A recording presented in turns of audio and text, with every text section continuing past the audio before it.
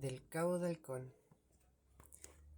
Por la costa de Massachusetts se rumorean muchas cosas acerca de Enoch Conger. Algunas de ellas se comentan en voz muy baja y con grandes precauciones. Tan extraños rumores circulan a lo largo de toda la costa, difundidos por los hombres del mar del puerto de Innsmouth, sus vecinos, ya que él vivía unas pocas millas más al sur, en el Cabo del Halcón. Ese nombre se debe a que allí, en las épocas migratorias, se puede ver a los halcones peregrinos, los esmerejones y aún los grandes gerifaltes sobrevolar aquellas estrechas lenguas de tierra que se adentran en el mar. Allí vivió Enoch Conger hasta que no se le vio más, pues nadie puede afirmar que haya muerto. Era fuerte, de pechos y hombros altos y con largos brazos musculosos. Pese a no ser un hombre viejo, llevaba barba y coronaba su cabeza una cabellera muy larga. Sus ojos azules se hundían en un rostro cuadrado. Cuando llevaba su chubasquero de hombre de mar, con el sombrero haciéndole juego, parecía un marino desembarcado de alguna vieja goleta siglos atrás. Era un hombre taciturno. Vivía solo en la casa de piedra y madera que él mismo había construido, donde podía sentir el viento soplar y escuchar las voces de las gaviotas, de las golondrinas del aire y del mar. Desde allí podía admirar el vuelo de las grandes aves migratorias en sus viajes hacia tierras lejanas. Se decía que él se entendía con ellas, que hablaba con las gaviotas y las golondrinas, con el viento y con el golpeante mar, aún con otros seres invisibles que, sin embargo, emitían en unos tonos extraños algo parecido a los mudos sonidos de ciertas grandes bestias batraicas, desconocidas en los pantanos y ciénagas de la tierra. Conger vivía de la pesca, y aunque ésta escaseaba, le era suficiente. Por el día y por la noche echaba sus redes al mar, lo que sacaba lo llevaba a Innsmouth, a Kingsport o aún más lejos para venderlos, pero una noche le vieron llegar solo a Innsmouth. No traía nada de pesca y permanecía con los ojos muy abiertos, atónitos, como si hubiese estado mirando mucho tiempo la puesta de sol y se hubiese quedado ciego. En las afueras de la ciudad entró en una de las tabernas donde solía ir. Se sentó en una silla solo y se puso a tomar una cerveza. Algunos curiosos que estaban acostumbrados a verle se acercaron a su mesa para beber con él, hasta que, bajo los efectos del alcohol, empezó a balbucear, pero hablaba como si lo hiciera para sí mismo, y sus ojos no parecían ver a nadie. Decía que había visto algo maravilloso esa noche. Había sacado su barco hasta el arrecife del Diablo, situado más allá de una milla de Innsmouth, y allí había echado su red. Sí, había sacado muchos peces, pero en su red había algo más, algo que era una mujer y que sin embargo no lo era, algo que le hablaba como un ser humano, pero con el tono gutural de una rana y con el acompañamiento de una música aflautada como la que en los meses de primavera se oye en los pantanos. Algo que tenía una gran incisión profunda y ancha en lugar de una boca, pero una infinita dulzura en sus ojos, algo que llevaba bajo el pelo largo que caía en su cabeza, hendiduras como agallas, algo que le rogaba y le suplicaba que le dejara volver a los fondos del mar, algo que le prometió a cambio de su propia vida si alguna vez la necesitaba. Una sirena, dijo uno con una risotada. No era una sirena, dijo Enoch Conger, porque tenía piernas, aunque los dedos de sus pies eran como los de los palmípedos, y tenía manos, aunque los dedos de sus manos eran como los de sus pies. Y la piel de su cara era como la mía, aunque su cuerpo tenía el color del mar. Se rieron de él, pero él no los escuchó. Solo uno de ellos no se rió, aunque había oído a los viejos hombres y mujeres de Innsmouth contar unas historias muy extrañas que se remontaban a los tiempos de los barcos Clipper y el comercio con las Indias orientales. Según esos ancianos, en aquellos tiempos se había celebrado alguna boda entre hombres de Innsmouth y mujeres de la isla del Pacífico Sur. Hablaban luego de extraños acontecimientos ocurridos en el mar, cerca de Innsmouth. Este hombre no se rió, simplemente escuchó, se calló y luego se marchó, sin haberse unido a las risas burlonas de sus compañeros. Pero Enoch Conger no reparó en él, como tampoco se dio cuenta de las risas que había provocado. Continuó su relato. Explicó cómo había sacado a la criatura de las redes en sus brazos. Describió la sensación que le había producido el contacto con su piel fría y la textura de su cuerpo.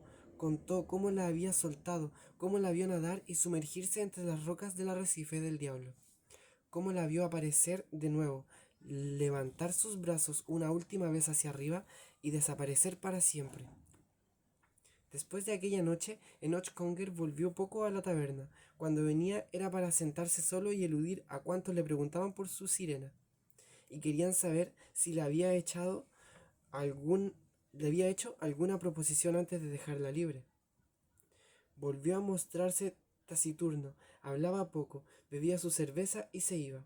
Lo único que se sabía era que ya no pescaba cerca del arrecife del diablo, que echaba sus redes en algún otro lugar próximo al cabo del halcón.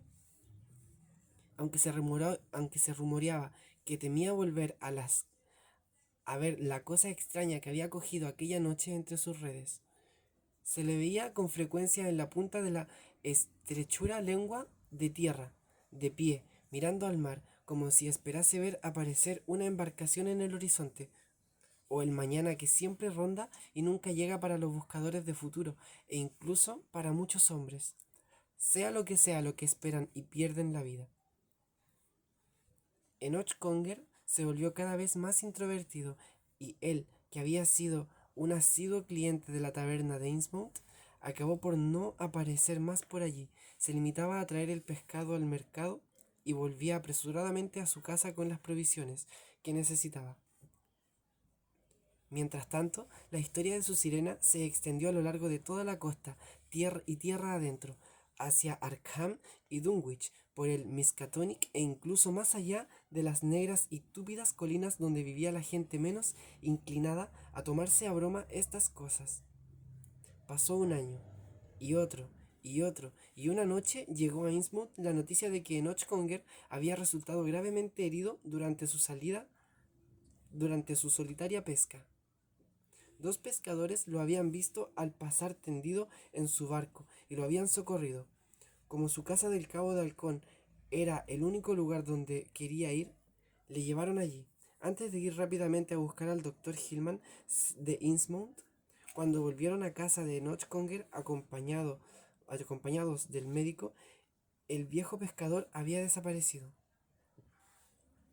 El doctor Hillman se abstuvo de comunicar su opinión, pero los 2 pescadores que le habían traído cuchichearon y contaron a quienes querían oír el siguiente relato.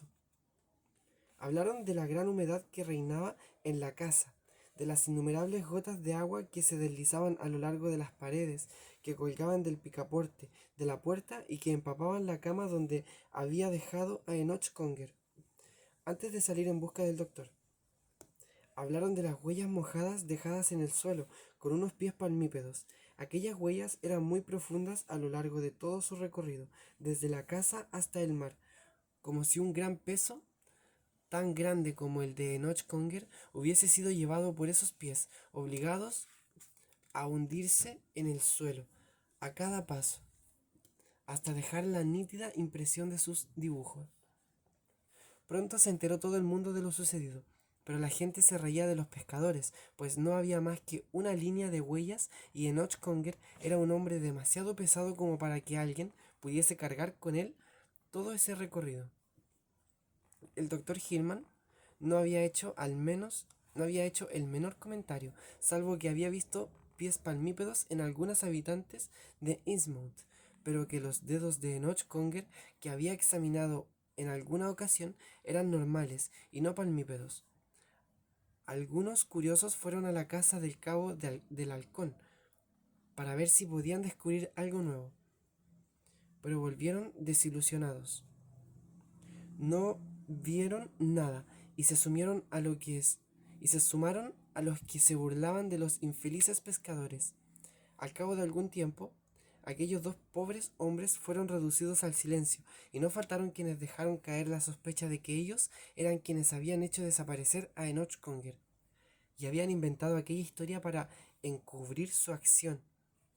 Ese rumor se extendió también a otros lugares. Dondequiera que haya ido, Enoch Conger no volvió a su casa del Cabo del Halcón. El viento y el tiempo la destrozaron a su antojo. Arrancaron una tabla aquí y otra allá, desgastaron los ladrillos de la chimenea, rompieron las ventanas y hundieron el tejado. Las gaviotas, las golondrinas y los halcones que la sobrevolaban no volvieron a oír la voz que en un tiempo les había contestado. Poco a poco, a lo largo de la costa, los rumores que circulaban en torno al asesinato se acallaron. Pero surgieron signos oscuros que, si bien descartaban cualquier posibilidad de homicidio, inducían a pensar en algún fenómeno mucho más aterrador e inexplicable. Un día en que el venerable Jedediah Harper, patriarca de los pescadores de la costa, bajó a tierra con sus hombres, juró haber visto cerca del arrecife del diablo a un extraño grupo de criaturas que nadaban. Esos seres, según decía, no eran humanos del todo, ni batracaicos, ni batracios tampoco. Eran criaturas anfibias que cruzaban el agua mitad al estilo de los seres humanos y mitad como ranas. Formaban un grupo de más de 40 y eran machos y hembras.